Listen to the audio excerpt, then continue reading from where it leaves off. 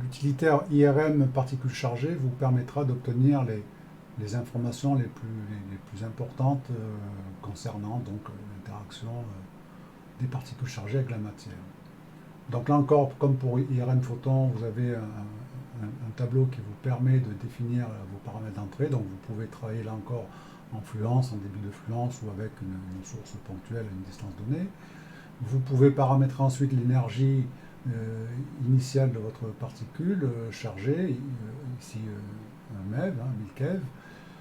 Vous pouvez paramétrer bien entendu la nature de la particule chargée, donc électrons, muons, pions, ensuite particules chargées lourdes. Vous pouvez définir d'autres types de particules chargées si vous le souhaitez.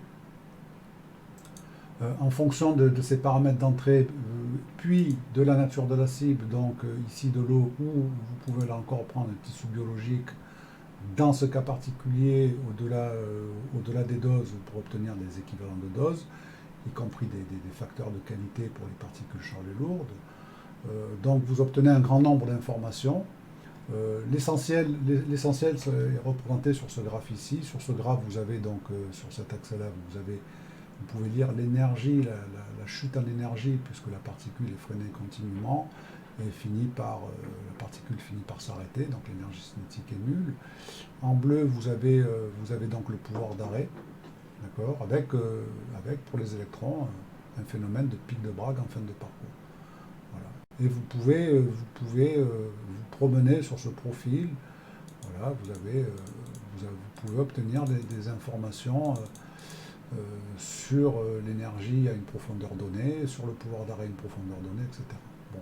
Là encore, un grand nombre d'informations. Pour chaque information, vous avez le commentaire associé. Par exemple, ici, vous pouvez avoir le coefficient influence-dose à la profondeur donnée, exprimé soit en nanogrés centimètre carré, donc en coefficient influence-dose, en nanogrés centimètre carré, soit sous une autre forme, hein, en pouvoir d'arrêt massique, hein, donc des MeV centimètres carrés par gramme. Voilà, donc un grand nombre d'informations. Je précise effectivement, alors si vous prenez par exemple une particule alpha de 1 MeV, alors un MeV c'est un peu léger, nous allons prendre 5 MeV.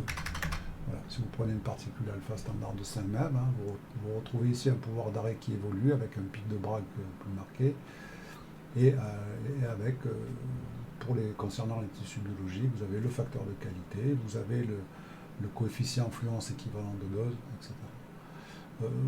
Pour information, vous avez aussi un second onglet qui permet de faire des calculs sur une composante bêta continue, alors soit bêta moins, soit bêta plus. Vous devez paramétrer le Q bêta max, la nature de l'élément émetteur.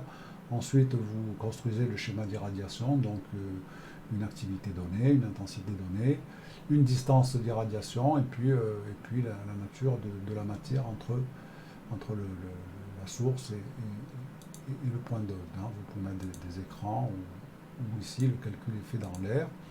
Lorsque vous lancez le calcul, on part de la composante initiale au niveau de la source qui est ici. On calcule la composante incidente qui est dégradée en énergie et en fluence. On prend ensuite en considération cette fluence incidente au niveau de la peau pour calculer ici le profil de dose généré par ce spectre continu dans la peau. Voilà. Avec la valeur réglementaire calculée sous 70 micromètres et la valeur moyenne. Donc voilà pour cet utilitaire.